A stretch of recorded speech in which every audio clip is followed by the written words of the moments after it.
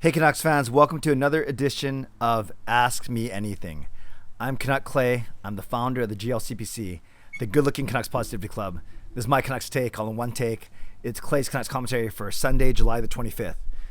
Subscribe now for Canucks insight that's positive, timely, and trustworthy. I'm outside in my backyard, still recovering. You see the remnants of my all-day party, grad party for Jacob yesterday. There's balloons, there's confetti on the ground, there's the hockey net, and but it's just nice to be outside, obviously, and enjoying this weather.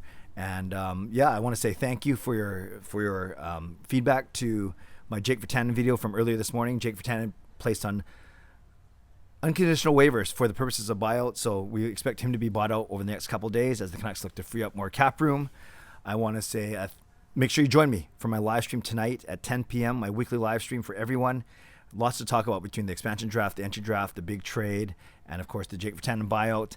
And right away, I want to say, admit a mea culpa, my mistake. Yesterday, I said that the Canucks pick of Danila Klimovich was from Russia. That is wrong. He's from Belarus.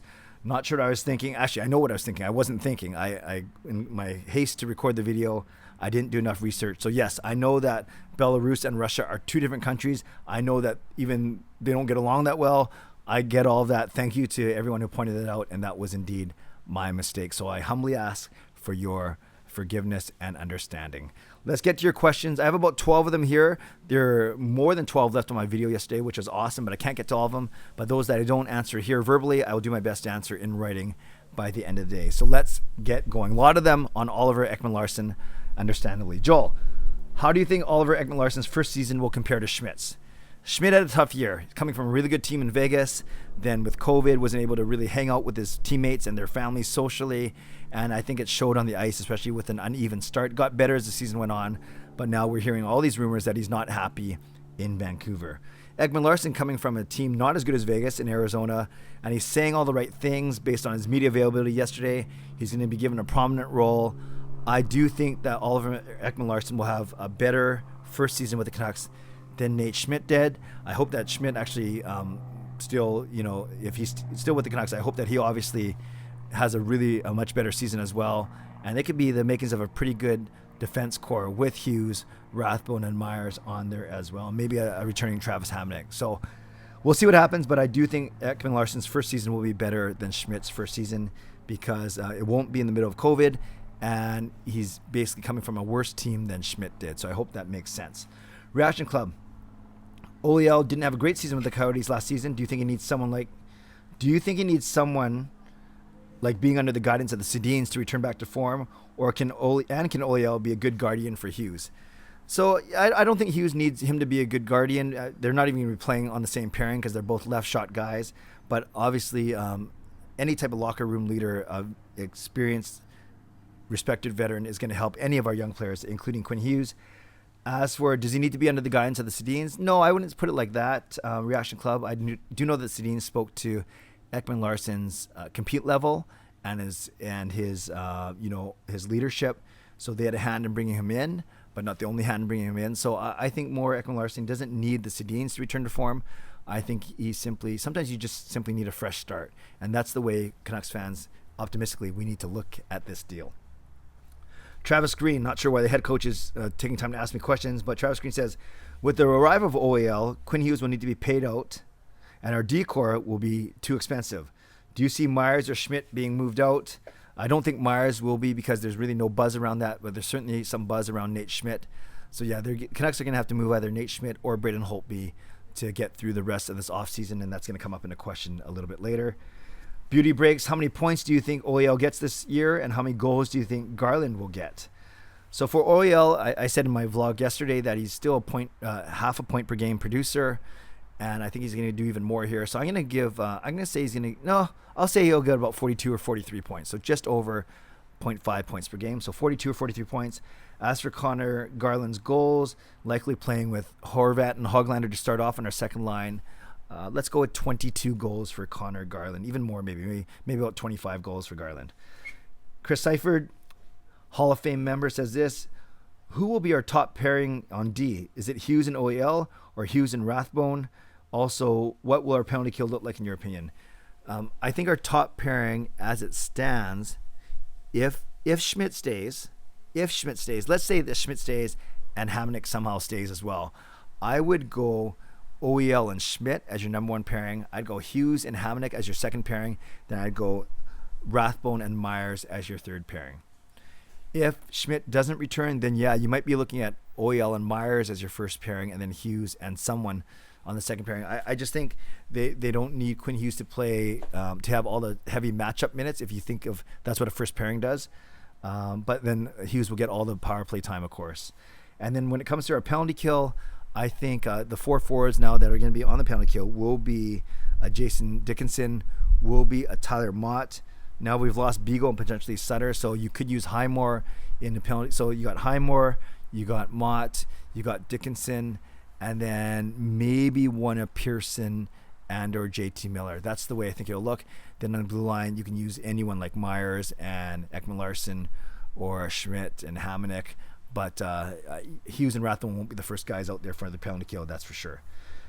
Crispy Assassin, what could the Canucks get in return for Holtby and Schmidt? Schmidt, you want to get at least a third round back, because that's what we gave up for him. Maybe you want a defenseman that makes $2 or $3 million as opposed to $6 million, and that frees up a lot of money. For Holtby, I think you want the cap space more than anything, and maybe you get a second or third round pick for Holtby. So all in all, between Holtby and Schmidt, the main point is you want to clear money, and whether you get assets back already that can go in the lineup or use the found money to go get assets, that's what you are trying to do. Nathan Tran says this: do you think a second line with Hoglander and Garland on the wings is too small? I don't, because I think you don't need your second line to be that big. You want them to still be an attacking line, a scoring line. So your first line of Besser and PD is fine. Your second line with Miller, and your second line of Horvat, Hoglander, and Garland, yeah, they're not the biggest ever, but that's what you want on your third line. And you're going to have Pearson, Podkolzin, and Dickinson on your third line. There's some beef there, and they're the ones that might get more shutdown roles because of Dickinson. So I'd say your second line, you're fine. You don't need size. Hoglander plays tough. Garland is fearless, and Horvat can play big as well. So they're not the biggest, but I'm not too worried about them, to be honest with you. Noah says, do you think Hoglander will be in our top 6 with Bo and Garland next season, or should it be Pearson since he has some chemistry with Bo? I think the chemistry between Pearson and Bo is fine, but I don't think that's the reason you keep them together. All signs point to Garland and Hoglander being on the second line with Horvat, give you some scoring, and then you got some grit, some defensive awareness with an ability to put in the puck in the net between Pearson and Podkolzin as your wings, flanking Dickinson. I really like the look of that third line. C-Edits. Thoughts on the Canucks drafting Aku, I can't even say his last name, Koskenvuo, the Finnish goaltender, 6'4" Finnish goaltender that played at the U18s. Ian Clark was hinting earlier that the Canucks would pick a goalie in the later rounds of this year's draft. So a couple things here. I listened to Aku's interview on Sportsnet 650. Sounds very confident, not cocky, but very confident, very bright. He's going to Harvard. I like this pick. But you never know with goaltenders taken in the mid to late rounds. You just simply never know how they're going to turn out. But I love the way he said he patterns his game after Andrei Vasilevsky. And yes, given that the Canucks did not pick a goaltender in last year's draft, I'm not surprised that they picked one up this year. I know Ian Clark's philosophy is you pick up a goalie every 2 years in the draft. So not a surprise to me. Made a lot of sense, and I'm fine with it, C-Edits. I lied. Presuming Podkolzin makes the team and skipping DiPietro, which of our prospects are you most excited about? Aidan McDonough. Aidan McDonough is a good-sized winger, and he got some good offensive skill. Yes, he was a mid to late round pick a few years ago, but with Rathbone, Podkolzin, and not counting DiPietro, I say McDonough is the one prospect that I'm interested in seeing. He's not going to, be a difference maker. He's not going to move the needle, but I think he can be a solid bottom six contributor in a few years. But yeah, it goes without saying that our prospect pool is looking a little bare for sure. And speaking of this, Softball says this: betting has a history of trading first, second, and third round picks. Do you see enough quality in Abbotsford to field a competitive team? I fear the cupboard is bare. They're gonna have to do some signings. They did that. They announced that signing over the weekend. They're gonna have to definitely fill up that roster. So no, right now I don't see enough quality to harbor a playoff team for the HL. But there's gonna be enough excitement around the team itself, the new city, that I think fans won't care for one season. But pretty soon they're gonna want to see a winning a winning team there. But yes, our prospect pool isn't that strong right now. I agree with you, softball. 3 more. Rome. I don't see a goalie coach listed on Seattle's team website. Do you know if they are considering hiring one and whether Dusty has been contacted for an interview? If they did hire one, was Dusty interviewed? Thanks, Clay. Rome, great questions. I love talking about my cousin Dusty. Yes, Seattle will definitely have to hire a goalie coach, but I haven't talked to Dusty in the last few weeks, actually, so I don't know if he's had any talks with Seattle, but that might be worth a text to find out. I should actually text him before I recorded this vlog, but I will try and find out sometime today and have an answer for tonight. Lucas Gates, what was another Hall of Fame member? What was your haul at the warehouse sale at the team store? Got some good stuff there today. That's awesome, Lucas. Pretty simple. I only bought 4 things, spent under $100, bought 2 t-shirts, black Canucks t-shirt that I wore actually for my draft live stream, a CCM beige one, and then I bought a new hoodie, a black hoodie, and then that cup that you see me drinking from, that frozen, that thing you put in the freezer to make frozen and it keeps your drink cold. I'm sure there's a more formal name for that, but you guys know what I'm talking about. So one that I've been drinking from in my last few streams. And lastly, Lazy Husband, name one thing on your bucket list. I love to end off these AMAs with a non-Canucks question, just like I do for my live streams. One thing on my bucket list, we were going to do it last year, but because of COVID, we couldn't. For our 20th wedding anniversary, Gail and I were going to go to Rome.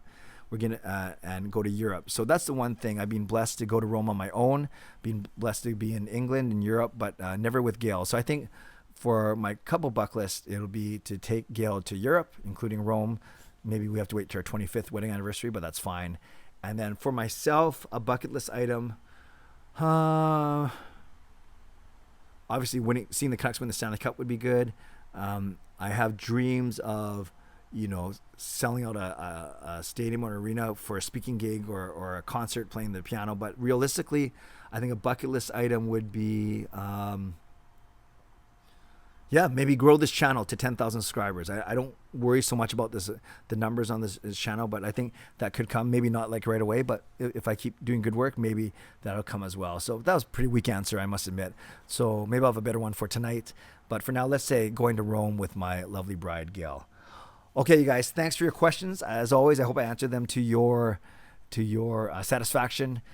Tonight, more of the same thing. These live streams are me chatting for about 5 to 10 minutes off the cuff, maybe a bit longer tonight because of everything going on.